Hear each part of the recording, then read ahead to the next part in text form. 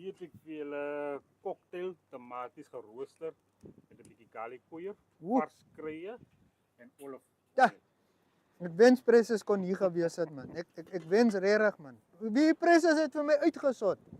Vir hierdie hele shows het Precious my uitgesot en ek dink dis net gepas dat ek vandag vir jou hier het om vir Precious uit te sot. Dis my manier van vir haar dankie sê. Ek dink sy gaan hierdie beef rouladen geniet. Sy sal beslis. Sy gaan dit geniet. Ja. Is hierdie gesonde kos, chef Zola? Baie beslis outas. Ek kan nie verkeerd gaan nie. Ek glo dat aan jou beef moet jy nooit doodgaar maak. Daar sê. Okay, ons gaan Precious het 'n gas aan die kant. Die geur is heerlik kykers. Ons gaan gou vir Precious ook 'n geleentheid gee om haar gas voor te stel en hulle gaan 'n geselsie hê. Dan kom ons terug hier waar dit lekker is by die rooster.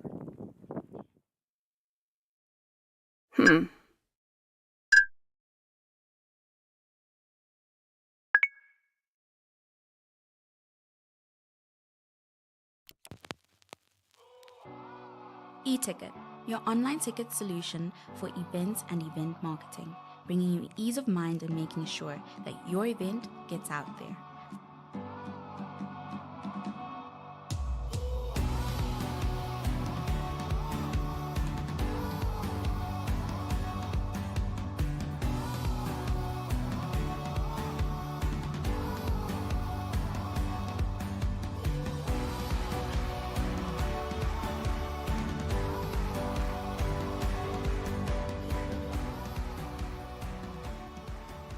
For more information, contact events@nhmh.com.na.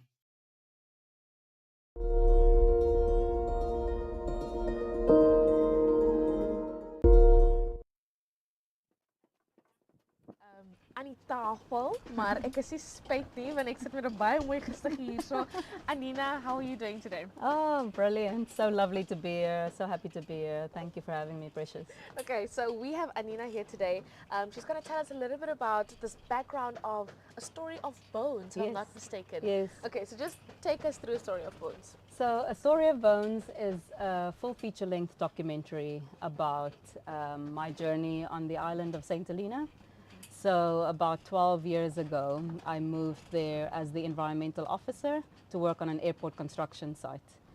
So A Story of Bones basically follows my journey in uncovering the most significant physical trace of the transatlantic slave trade. Okay. Yeah. So during your time there, you discovered, or rather your team discovered, shallow graves and bones in these shallow graves, and they basically had to be moved for the construction of the airport. Yes. Yes. How did that go? Yeah, well, I mean, at the time I was 24. It was probably my first big job. And being there as the environmental officer, a part of a £250 million project, was a massive responsibility. So 4 years prior to my arrival, they excavated 325 graves, to make way for the road that would connect the airport to the harbour. Okay. Yeah. Okay, so then you took this experience and you basically went and created a whole documentary that took you about 8 years, if I'm not mistaken. Yeah. Tell us about the documentary. Yeah, well, I think the things that really matter, they take time. So initially, I mean, I'm not a filmmaker. I did a degree in environmental science and archaeology. And halfway through the project, 3 British filmmakers came to the island and they wanted to film the opening of the airport and how the small remote island and the small group of people would respond to air access for the first time. Yeah. And then the more they did investigations and they were talking to people, everyone was like, oh, you should speak to Nina, you know, she's doing work on the burial grounds and she's raising awareness. And that took them about 8 years to follow me and learn more about the work that I was doing, which was completely focused on reconnecting the community to this magnificent heritage. Yeah. Okay, so just an update on the burial ground. How's that going? Did they manage? What did they do there? Yeah, so the 325 graves that were excavated 14 years ago, they were reburied by the government finally after the release of the film. And now that's due is memorialization so that a lot more people can learn about it. And also the rest of the African diaspora needs to learn about it. So that's part of the reason why I came home, is to share this magnificent story that everyone should own and is connected to. But more specifically, that Africans can have access to their heritage. So yeah, it's good to be back, and it's been lovely to show the film to Namibians. Yeah, no, we're great that you're back, and we're grateful that you're doing what you're doing now with the show. And speaking of the show and the screening, let's talk traction. Let's talk production. Yeah. How did that go, and how's the traction going with the show? Yeah, I mean, I was very unprepared for what it means to release a full feature-length documentary about something so important and globally significant out into the world. So we premiered in Tribeca, New York City 2 years ago, 2022. And then since then, the world has just been amazing. We've had magnificent response, and not always positive, but that's because of the story. I mean, the story is an uncomfortable one. It deals with the legacies of colonialism and slavery and racism. And these are all conversations that we as people struggle to talk about because we're so set on being comfortable, especially governments. But we've also have some incredible responses in the sense of other governments, like the Dutch government, that have entered into the apology of slavery, and they're just completely taking the film all across the world. So no, it's been exciting, but being home has definitely been a milestone. I can imagine. But okay, I have to cut you off here. Okay. When we come back, we're going to chat a little bit about the Tiki Box. But for now, I think it's time we go ahead over and have a look at one of Otis's favorite landscapes, the Spitskop. Hallo Namibia, ons is by die kus en ons is lig. Away over the Easter shard. Okay. Okay, so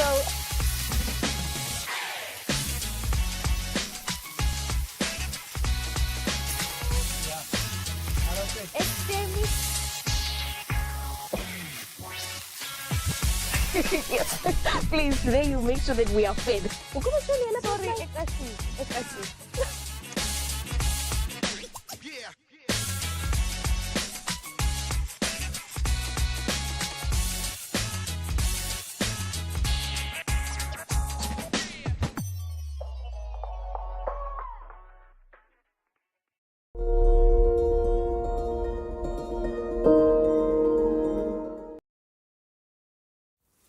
The Matterhorn of Namibia, or the Spitskopper, which is German for pointed dome, is a group of bold granite peaks or inselbergs located between Usakos and Swakopmund.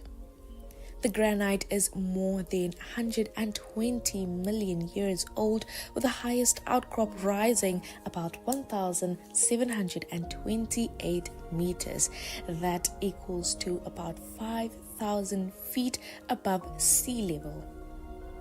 The peaks stand out from the flat surrounding plains, with the highest being about 670 meters above the floor of the desert below, and a minor peak known as the Little Spitskopper at an elevation of 1,557 meters. Many examples of Bushman artwork can be seen painted on the rocks in the Spitskopper area. Best believe it is one beautiful sight. In 1896, a trading post named Spitskopje was built below the mountain by the German Colonial Society, the centerpiece of a 120,000 hectare farm. The trading post consisted of a 5-room farmhouse and stables, storerooms, and other outbuildings. In 1899, the farm held 120 horses, 1,500 cattle, and 4,000 sheep and goats, with the manager being a German settler. It was later transferred to a farmer, and a police station was built. The farm was expropriated with compensation in 1964 under the Woodendal Plan. of the Odendaal Commission for the Creation of Home Territories, otherwise referred as homelands for the black population. Multiple Damara families were moved to the location, which was in fact a village with a church and school in 1970. The municipal campsite and the area around the Great Spitskopper was declared as the Gaingu Conservancy on the 7th of September in the year 2003. This Bushman paradise was made accessible through a gate with chains, has lost its attractiveness as almost all of the 2,000 to 4,000-year-old prehistoric rock paintings have been destroyed. Around the foot of the Great Spitskopper, you can still find good drawings, especially at the Rhino Rock. The site has a population of community members who over the years have started living and grazing their livestock in the area. A noteworthy fact is that photographs of the Spitskopper Mountains were used as backgrounds for the 2001 A Space Odyssey and the Dawn of Men sequences. Any ascent of the peak requires exposed and delicate rock climbing of a high grade. While the standard route up the peak is not extremely difficult, it presented quite a formidable undertaking in the earliest days, owing to the isolation of the peak, the heat of the desert, and the total lack of water. And there you have it for the history of the Spitskopper Mountains.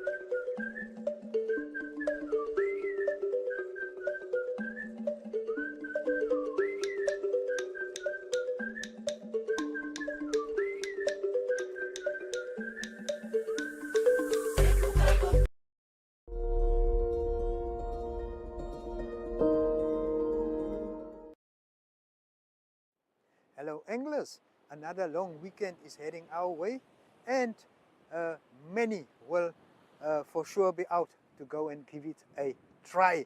The tough times, however, continue with mostly sharks being landed. Some guys travel to Canopy without any success. Even the anglers that competed in the nationals found the going tough. They reeled in a lot of sharks, including spotties, bronzies and sand sharks, but the edibles were very scarce. Mostly young kabeljou were caught in between the sharks over 3 days at Winston, Canopy and Jakhal Spits. Grysdentjies also produce some mid-size to decent galjoen. Mile 14, Vlotska and Grysdentjie should provide some action in the absence of any action at Langstrand and Vierkant Klip.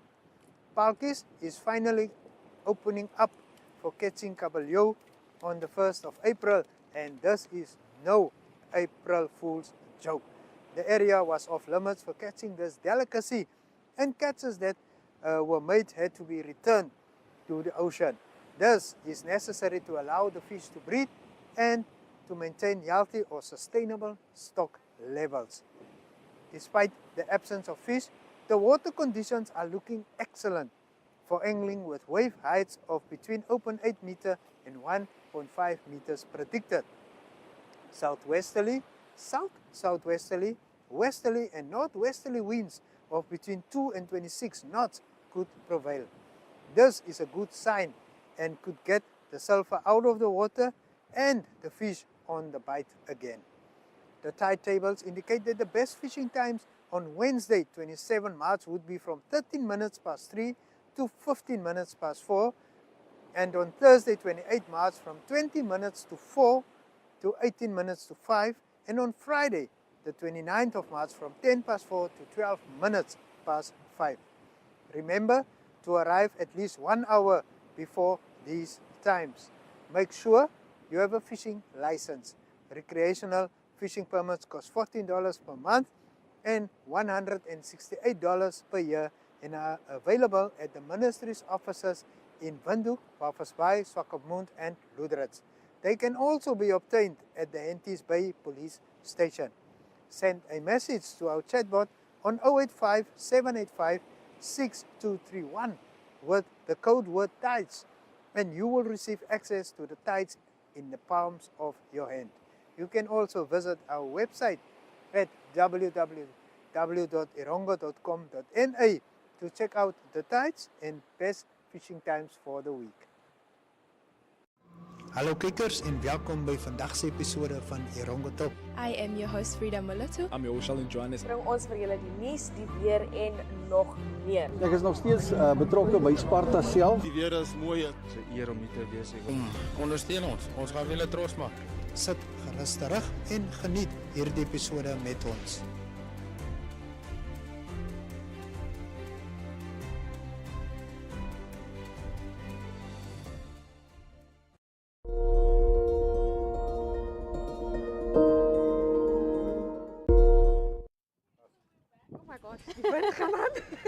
Okay, but we're back en ons gaan 'n bietjie meer oor die Tiki Box gesels. Yes.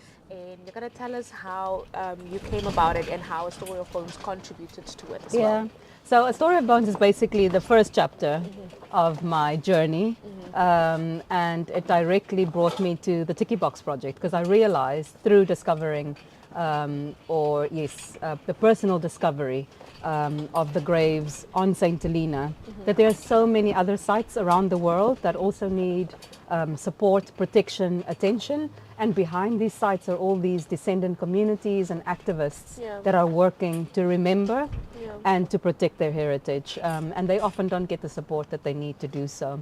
So through my struggle on St. Helena, I've found a purpose in helping others. So coming to Swakopmund is basically to highlight the work that our own activist, Namibian activist, is doing, and that's Leitlo Perenkanda here in Swakopmund, and he's working to protect the genocide graves at the Swakopmund Cemetery, which a lot of people don't know about, and that I didn't know about growing up in Namibia and studying history in school. I myself also wasn't too familiar with it, and it was until I went to the grave, when was it, on Independence Day, and I was like, I actually didn't know. I've always known about this graveyard. I didn't know that there was so much history behind it. Absolutely, and I mean, we're talking about thousands of graves that are not being maintained. So Leitlo takes it upon himself to raise awareness, raise funds, and I think about 4 times a year he protects the graves, because obviously it's shallow graves yet again, and the wind blows all the sand away and they're uncovered. So he does amazing work here.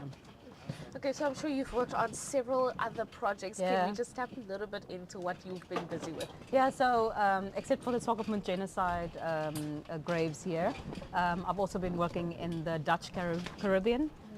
So on St. Eustatius, which also due to an airport construction project, they also dug up ancestral graves tied to formerly enslaved Africans or enslaved Africans, and they stood up and fought against what archaeologists had been doing there. So I'm on their board and I'm advising them on how to proceed, and I'm hoping to travel there in November to raise awareness, to show the film as well. And then there's also several graves in South Africa that I'm also busy working with. So yeah, right across the world, and we're showing the film everywhere to try and raise awareness about specific sites that we all have in our backyards, basically. That we're all a little unfamiliar with. But my stomach is growling just a little Mine bit. too. So ek wil bietjie gaan kyk wat vang outes daaraan. Ek paniek bietjie van gewoonlik is ek aan daai kant, maar kom ons gaan kyk wat daaraan gaan.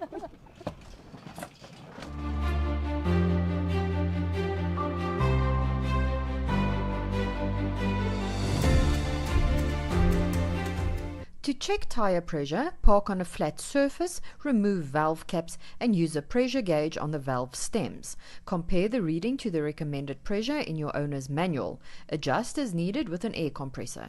Replace your valve caps and repeat on all your tires. This simple process takes about 30 seconds per tire and helps ensure proper inflation for fuel efficiency and safety.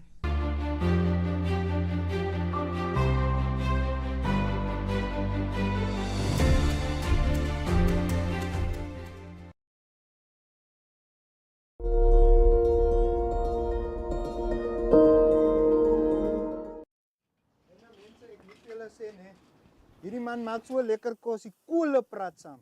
Die koele praat saam en dis proe om te glo. Sê vir my man, jy het nou mos nou al by baie plekke kos voorberei. Watter plek lê vir jou na in die hart? Watter plek lê vir jou baie na in die hart? Syde. Die syde, né? Ja, ja. Is Enige baie iets spesiaal lekker om daarop syde gesit? Te kook, troue, plaastroue. Ja. Altyd 'n wenner. Daar sê. Plaastroue is Nou altyd 'n alright. wenner. Jy het hom nou al hier vir ons in 'n sousie gesit. Ja, hier vanaf gaan hy in 'n secret barbecue sausietjie. Is dit 'n geheime besigheid? Ja, net hulle twee sal weet. Ja, sê. Net hy en die sou sal weet. Auwe. Okay. So ons is eintlik nou klaar, né? Ja. Okay. So ek dink ons moet vir Precious heil seker al van die hongerte daar waar sy aan nou bevind. Kom ons sort vir haar uit man. Ek wil haar hart gelukkig maak vandag, chef man. Ja. Okay, ons gaan nou dish, ons is reg om te dish. Ek moet sê, die flavor is out of this world. Nie eens die wind wat hier waai kan hierdie flavor vandag hier wegwaai nie. Dit is iets uniek, dit is iets besonders wat besig is om hier te gebeur. Hoe maak jy jou mashed potatoes? Die het ek oggend net gekook met 'n bietjie grove sout. Ja? Grove sout. Wat maak hy tekstuur? Die grove sout maak hom eintlik baie vinnig sag. Die aardappel. Ja, dan sukkel jy nie met hom saam. Wow. Nou, hoor julle nou daar, kykers? Goeie wenk, bietjie grove sout vir jou aardappel. Ek hoop Precious